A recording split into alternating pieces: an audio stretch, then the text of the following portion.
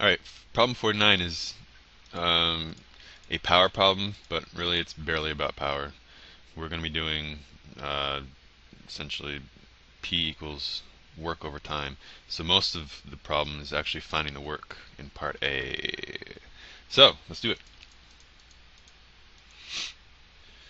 Um, so 49 gives us a displacement, well, an initial position and a final position. So let's just say di is the initial position, right?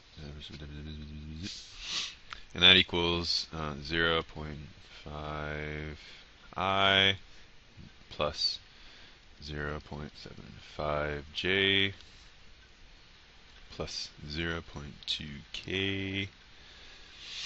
And then the final position, you know what, I'm going to put that up here actually, strangely enough. You'll see why in a sec.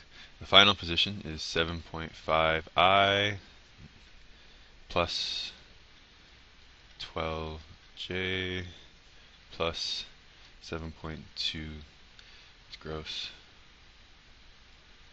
7.2K.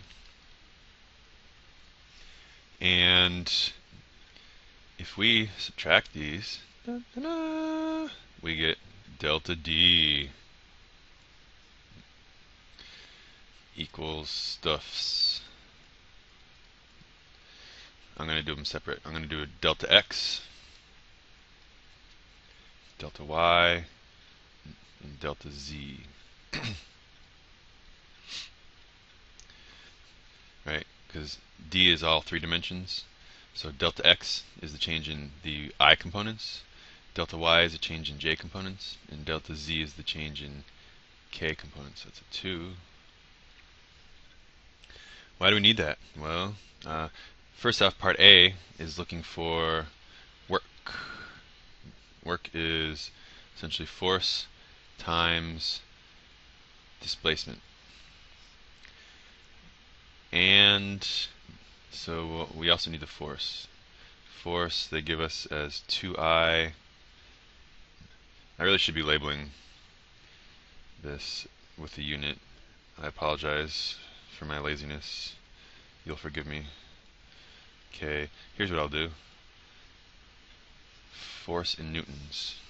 Is this going to screw me up? Nope. Force in newtons is, so these are all newtons. This is displacement. These are all meters. Right? Is that true? That's true. Alright, so work is force times displacement. But again, force is in components too, so we got to keep all of our components together. But once we have the work in each direction, remember work is a scalar.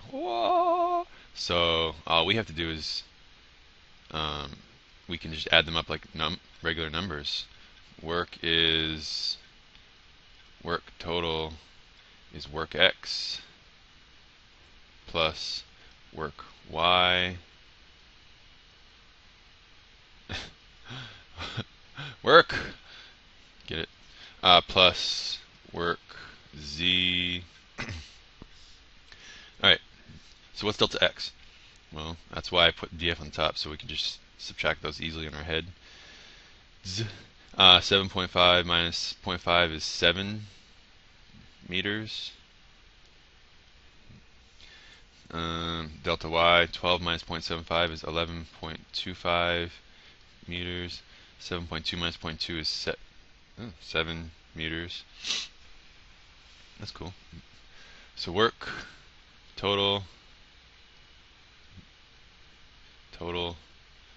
T, trying to draw the top of the T here.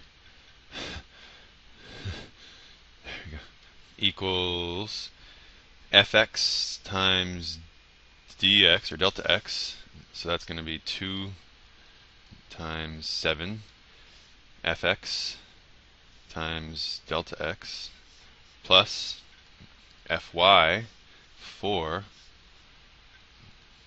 times delta y 11.25 And again, it doesn't matter that this is in the x direction, this is in the y direction, and what I'm about to write is in the z direction, because it's all scalars. It's actually not, these aren't in a direction, by the way. These are the parts that make it up, but there's also a cosine here, scalar product, no vector. So this is going to be the z direction force is 6 times delta z is 7. Add that up and you get 101 joules of work done. That's pretty fun. Now power, as I said at the beginning of the problem, part B, this is work divided by time.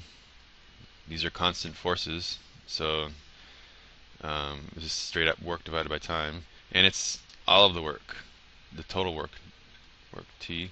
So 101 divided by the total time, 12, which is given in the problem as well, 12 seconds. And this was at 0 seconds, and this was at 12 seconds, D final. And so that just equals 8.4 watts. We do 8.4 joules of work every second.